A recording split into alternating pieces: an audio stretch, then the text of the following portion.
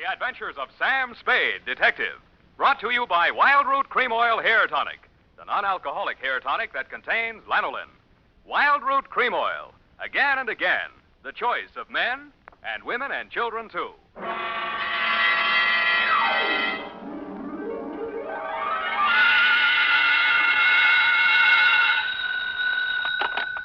Spade Detective Agency. Very important, sweetheart. Write this down. Yes, Sam. I have pencil and paper ready. Ingredients, : Punctuation or ingredients, Sam? both. Well, what is it, Sam? A recipe. 1 pound of fennel. Oh, that's liquid measure, Sam. You put that in later. Cross out funnel? Not funnel, fennel. It is not liquid. It grows in Fairley pines. It's fairly what, Sam? 1 root of St. John's wort. Who's wart? Not wart, wart. Oh, wart. Don't interrupt. Some newt size, a couple pounds ought to be enough. 1 ounce of bat's wool. 1 adder fork, that is not a utensil. 1 fillet of fenny snake. Some lizard's legs. 1 hemlock root digged in the dark. Directions. In the poisoned entrails throw toad that under cold stone days and nights hast 31. And if anyone drops in for trick or treat, Effie, leave him have it. Oh, Sam, now I get it. Halloween. It's a witch's brew. You were only fooling me. That's what you think, sweetheart. Get out your cauldron, your poison pen, and your book of malefactions. I'll be right down to dictate my report on the Fairly Bright caper, or I should have stood in bed and ducked for apples.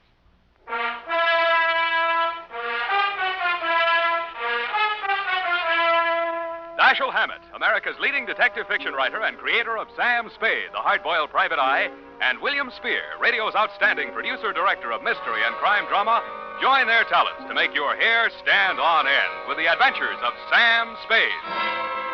Presented by the makers of Wild Root Cream Oil for the hair.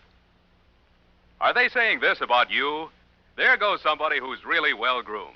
And that can go for every member of your family if they spruce up each day with Wild Root Cream Oil, America's favorite hair tonic. Wild Root Cream Oil grooms hair neatly and naturally, relieves dryness, removes loose dandruff. If your family hasn't tried it, get Wild Root Cream Oil in the new 25-cent bottle. You'll see why Wild Root Cream Oil hair tonic is, again and again, the choice of men and women and children, too. And now, with Howard Duff starring as Spade, Wild Root brings to the air the greatest private detective of them all in the Adventures of Sam Spade.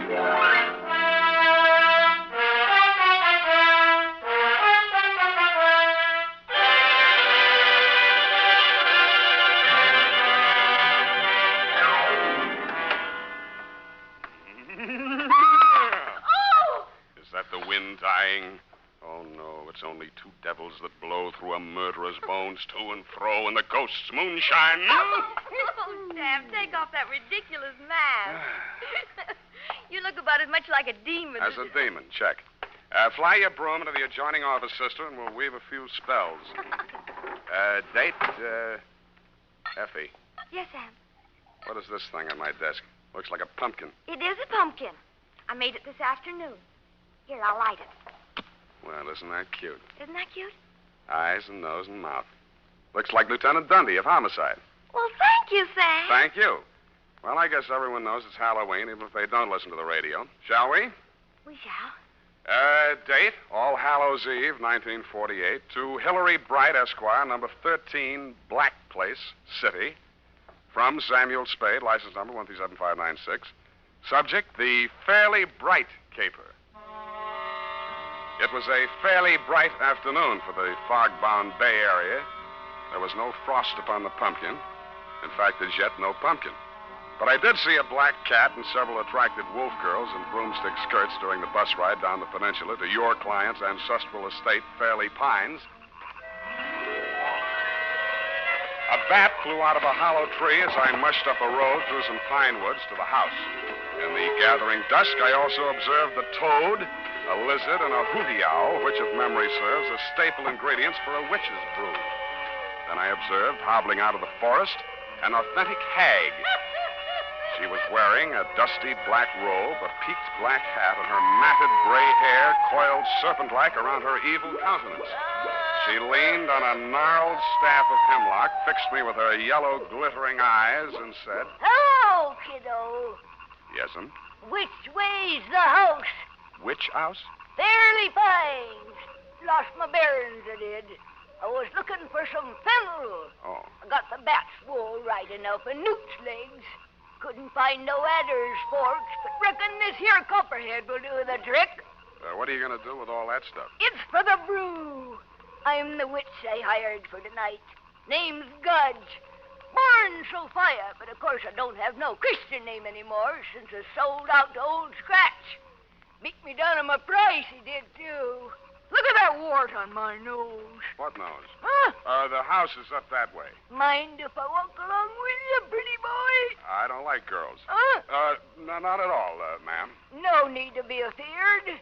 With the scroungy fee they're paying me, they'll be lucky if I give 'em a whiff of brimstone. Not so close, please. But I did promise one manifestation and the scream of a soul in torment at the witching hour. Yeah. Fennel, fennel, aye, fennel.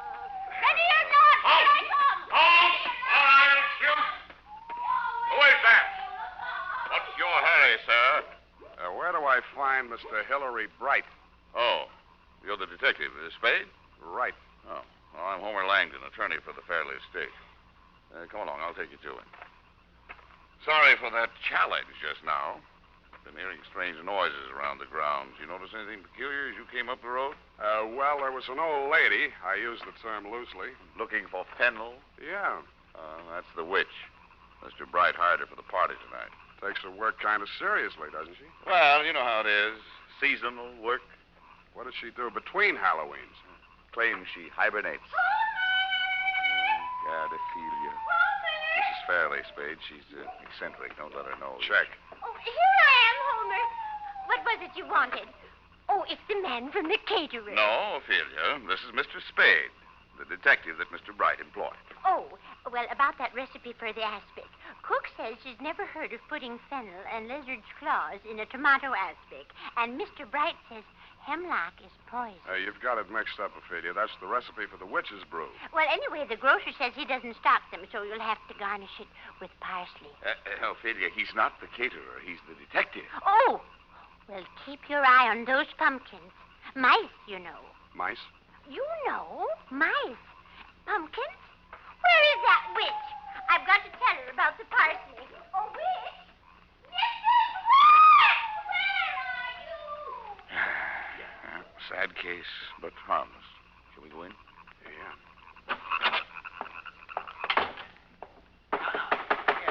Now, watch his jawbone, Wilma. Oh, you've already broken his neck. Oh, why don't you hire an assistant? I don't like hanging him in the house anyway. We don't even know who he is. What are they up to now? Halloween comes but once a year. Oh, it's a skeleton, part of the decoration.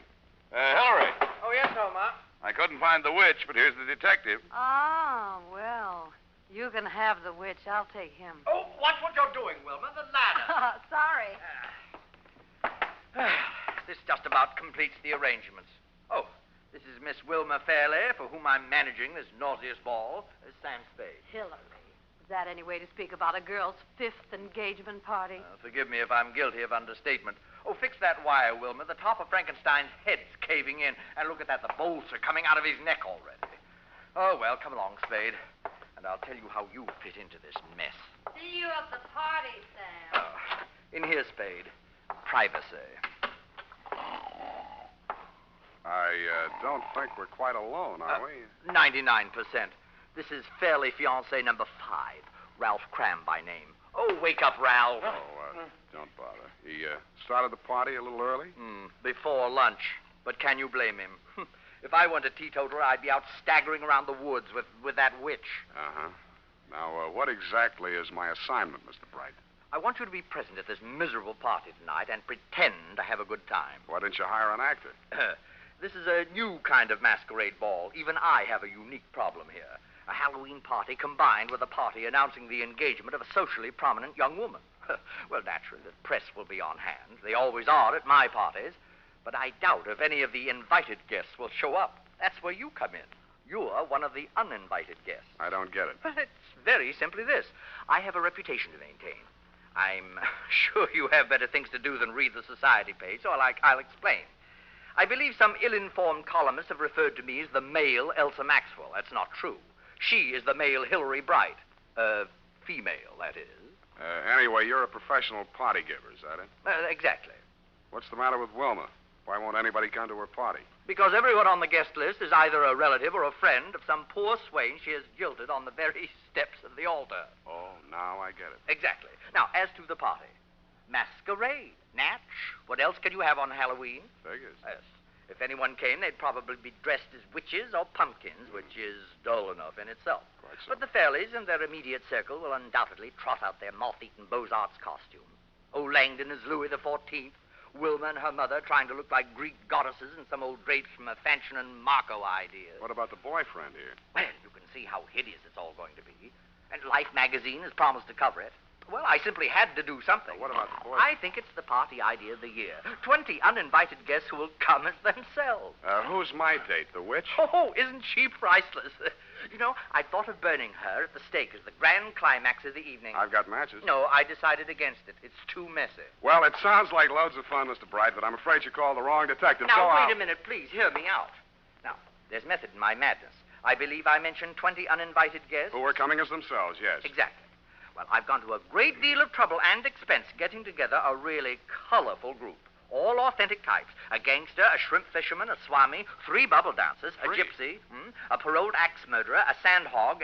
Oh, that reminds me, I must see whether the blubber arrived for that Eskimo they're flying down from Nome. Yeah, well... What I'm getting at, Spade, is that with a collection of people like that, well, anything might happen. well, why didn't you invite the local police force? Oh, they're coming in costume, of course. Good, then you won't need me. Besides, I get $800 a day in expenses. Mr. Spade, at the last party our local chief of police attended, the guests were held up and robbed of $50,000 worth of jewels, including the chief's gold badge. So, you see, we do need you. Hey, what's that? Oh, go back to sleep, Ralph. It's only the guests arriving. I get $1,000 a day.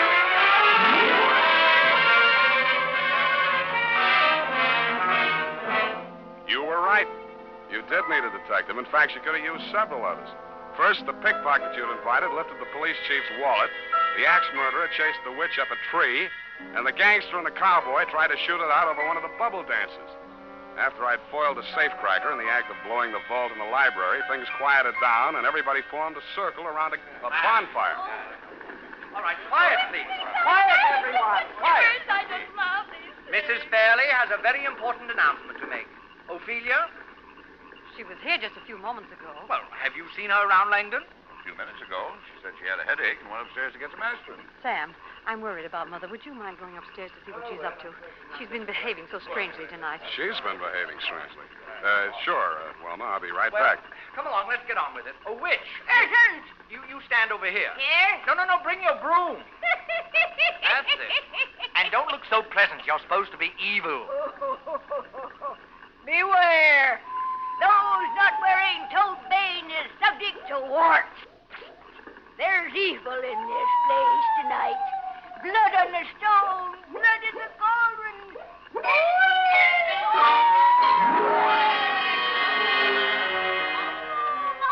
I hated to miss the manifestation, and I hoped I'd get back in time for the scream of the soul in torment the witch had promised earlier in the evening. I cased the rooms on the second floor. Wilma's fiancé, Ralph Cram, was in one of them, asleep. Ophelia wasn't in any of them. But in one of the bedrooms, I found something that puzzled me. A rope made out of bed sheets dangled out of the window, but the window was closed. I walked over and opened it. The witch was still at it. I couldn't see the merry little group around the bonfire, but where the firelight glowed against the tree trunks at the edge of the woods, I saw a white-robed figure crouching in the shadows. Then I heard it.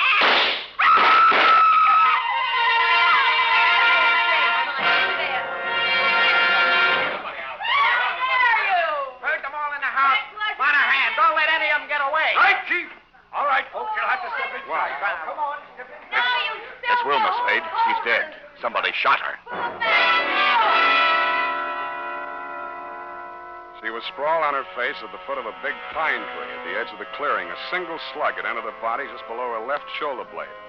If this was part of Mr. Bright's Halloween production, I thought he'd overdone it just a little, because she was dead. As nearly as I could reconstruct it, Wilma had been standing outside the circle of people grouped around the fire, as if somebody in the woods had called to her and she'd left the group to investigate. She'd been facing the fire when she was shot. Then what about the 2 shots that had missed her? If the killer had been aiming at her and missed, he couldn't have avoided hitting somebody else in the crowd. I went back to the house to check the guests. All there, unwounded and accounted for, except the witch. According to the local chief of police, who was rapidly turning into a toad, she had flown away on a broom. I checked my nose for warts.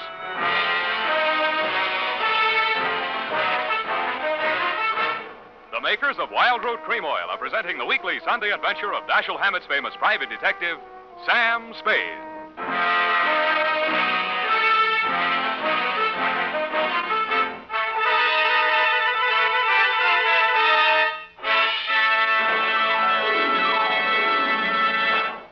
Now, here's important news on good grooming. If you want the well-groomed look that helps you get ahead, socially and on the job, listen. Recently, thousands of people from coast to coast who bought Wild Root Cream Oil for the first time were asked, how does Wild Root Cream Oil compare with the hair tonic you previously used? The results were amazing. Better than 4 out of 5 who replied said they preferred Wild Root Cream Oil. Remember, non-alcoholic Wild Root Cream Oil contains lanolin. It grooms the hair naturally, relieves dryness, and removes loose, ugly dandruff. So if you want your hair to be more attractive than ever before, get the generous new 25-cent size of Wild Root Cream Oil, America's leading hair tonic, on sale at all drug and toilet goods counters. It's also available in larger economy bottles and the handy new tube. Get Wild Root Cream Oil, again and again, the choice of men and women and children, too.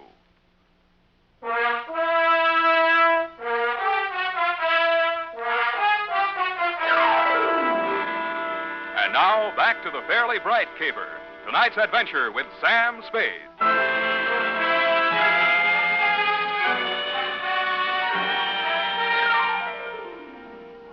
By dawn the next morning, Aloysius Becker, boy police chief, still hadn't sweated anything out of his 20-odd suspects but yawns. The family lawyer, Langdon, had an old gun permit, no gun. Then he canvassed the town for Wilma's 18 jilted suitors. They were all alibied by their wives and children, which knocked that angle out. She carried no insurance, nobody stood to gain anything financially by her death, and nobody but you, Mr. Bright, actively disliked her. About then, Chief Becker put Ophelia back on the griddle. Now, look here, Mrs. Fairley. You still aren't coming clean with us. Clean? Oh, the ashtrays. I'll call the maid. Come back here. Yes, Chief Becker. Now, sit down, Mrs. Fairley. Now, let's go over the part of your story where we found the bed sheets hanging out your window. Yes. Why did you tie the bed sheets together and hang them out the window? For a rope. So, you admit that you used that rope to snake out. I did no such thing. I always go out that way at night. And you admit that... Oh, I give up. Mrs. Fairley. Oh, it's you, Mr. Spade. I want to thank you for guarding the pumpkin so well. I didn't see a mouse all evening. Thank you, Mrs. Fairley. I only did what... Oh, why is Chief Becker so angry? I think what's worrying him, Mrs. Fairley, is why you closed the window behind you when you went out on your rope. So no one would know. Wilma worries about me. You won't tell her? Ah, it's as plain as the nose on your face what she's doing. Working up to an insanity plea. Ingenious theory, Chief, but look, can I talk to you a minute outside? Yeah, could use a little air. Keep 'em all here, Monahan.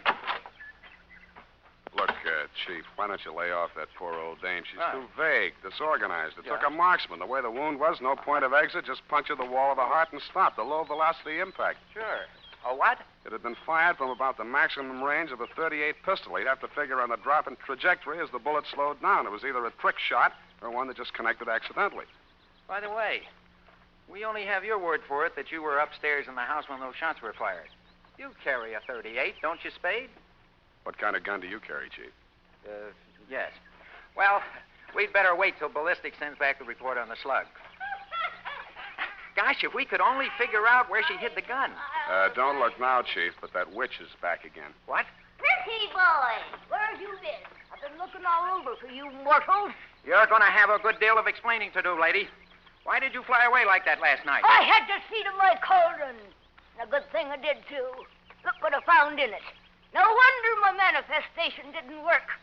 Base metal in my brew. 38 caliber, too. 3 bullets fired. Gee, that settles it. You're under arrest. Who, me? Yes. No, her. Oh, no, you don't. I'll put a spell on you, I will. I'll turn you into a toad. Look, Chief, where's that gun permit you took out of Langdon's room? Oh, I forgot about that. Here, it's in my pocket. Let's see that serial number. Well? They match. It's Langdon's gun. Boy, oh, boy, then it's settled. That's what you think, boy, oh, boy. Don't forget, he's a lawyer.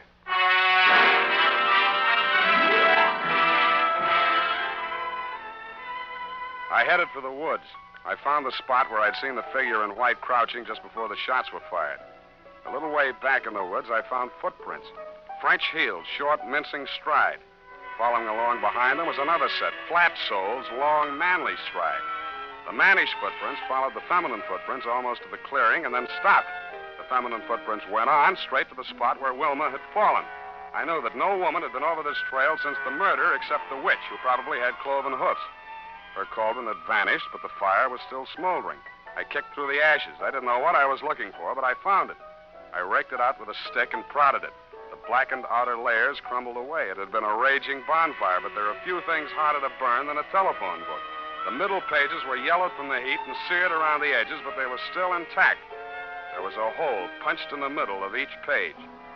Feminine footprints right up to the X that marked the spot in the phone book through which a bullet had been fired. I had a hunch the ballistics report would prove that Langdon's gun did not fire the fatal bullet. I was right, but for the wrong reason.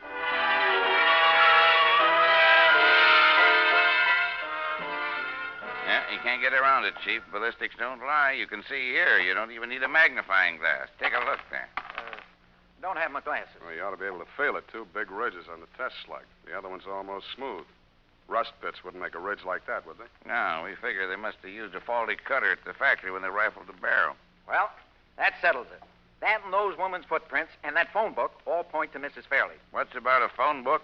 Whoever shot her fired the slug through a phone book to make it look like a long-range job. It was a low-velocity hit, all right, but it was tearing through that phone book that slowed it down. That proves the killer didn't have to be a marksman. Stood right next to her. Hey, what's so funny? This picture in the morning paper, you and those bubble dancers, Chief. Let me see that. Why, that's libelous. It's more than that. Huh? They're in the background, Langdon and Mrs. Fairley. What about them? Their shoes. Langdon's dressed as Louis XIV, French heels. Mrs. Fairley in that Greek goddess getup, sandals, flat heels. It's Langdon's gun, then it's not Langdon's gun. It's a long-range shot, then it's through a steed catalog. Phone book. Now it's a man in woman's shoes. An attorney at that. Monahan, get me some fingerprints, something I can work with.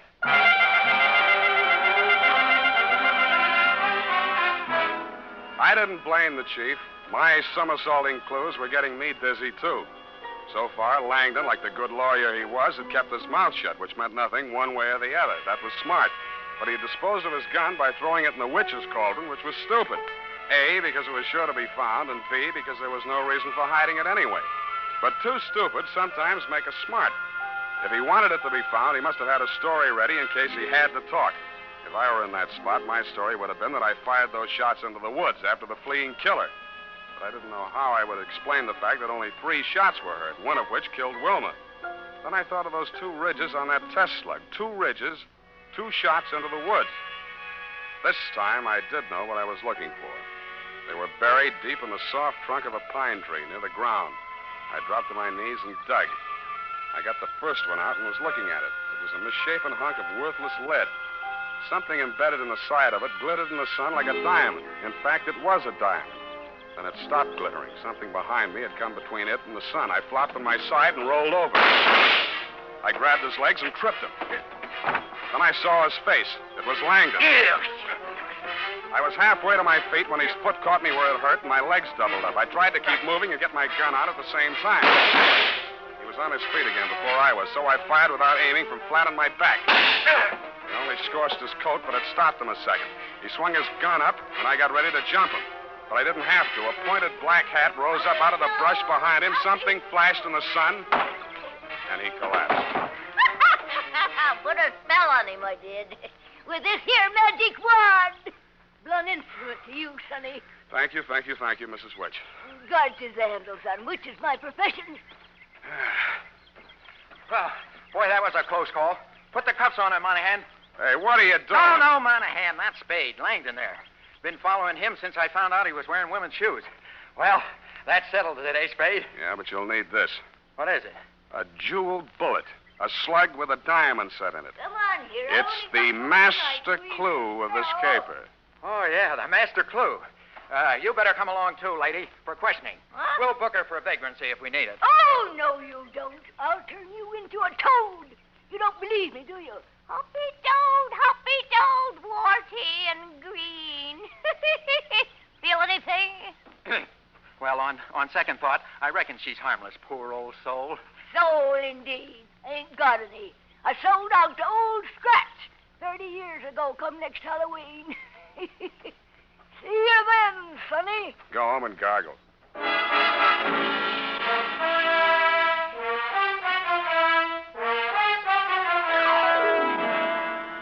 Period. End of report. But, Sam, what was the significance of the jeweled bullet? Oh. Well, after he shot Wilma, Langdon fired 2 shots into the woods, remember? Yes. Those 2 bullets had diamond insets so placed that they would gouge the inside of the gun barrel. All bullets fired from the gun thereafter would have markings different from the one fired into Wilma's body. Oh. Well, he was wrong, of course, but it was noble of him to want to cover up for poor Mrs. Fairley. What for, Effie? Well, she killed her daughter, of course, because she was just out of patience with her, getting engaged and unengaged all the time till they hadn't a friend in the world. That's so. That was the motive, wasn't it, Sam? That's fairly bright, sweetheart, except that Mrs. Fairley did not kill her daughter. Langdon did. You mean she was his daughter, too, by a previous marriage? Go tight that up, sweetheart, before I turn you into a toad.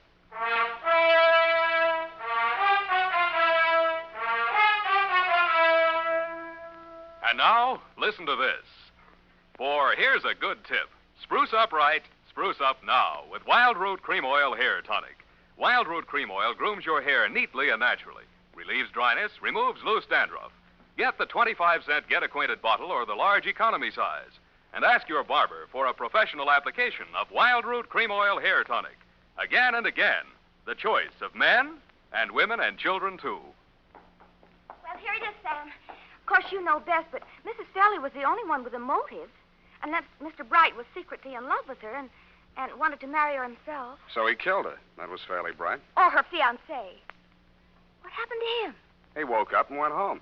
Oh, well, I guess he didn't have a motive. Pay attention, sweetheart. Langdon, as trustee of the Fairley estate, had embezzled large sums of money, which he would have to account for under the community property law if she got married. She got married? He had already broken up many of her romances, but when the old lady went soft in the head, he decided to end the danger once and for all. He could explain matters any way he wanted to, and there'd be nobody to contradict him. Are you listening up? Sam, what does she do between Halloween? The witch? Mm-hmm. Oh, she's the squeak in the door on Inner Sanctum. Oh, Sam. You made the joke too small.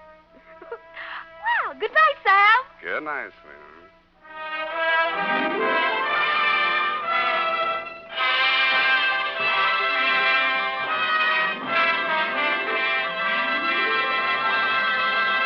The Adventures of Sam Spade, Dashiell Hammett's famous private detective, are produced and directed by William Spier. Sam Spade is played by Howard Duff. Lurene Tuttle is Effie. The Adventures of Sam Spade are written for radio by Bob Tallman and Gil Dowd. Musical direction by Lud Gluskin with score composed by Renee Garrigang. Join us again next Sunday when author Dashiell Hammett and producer William Spier join forces for another adventure with Sam Spade. Brought to you by Wild Root Cream Oil. Again and again, the choice of men and women and children, too. This is Dick Joy reminding you to get Wild Root Cream Oil, Charlie. It keeps your hair in trim. You see, it's non-alcoholic, Charlie. It's made with soothing lanolin. You better get Wild Root Cream Oil, Charlie. Start using it today. You'll find that you will have a tough time, Charlie. Keeping all the gals away. Hiya, Baldy. Get Wild Root right away. This is CBS, where 99 million people gather every week, the Columbia Broadcasting System.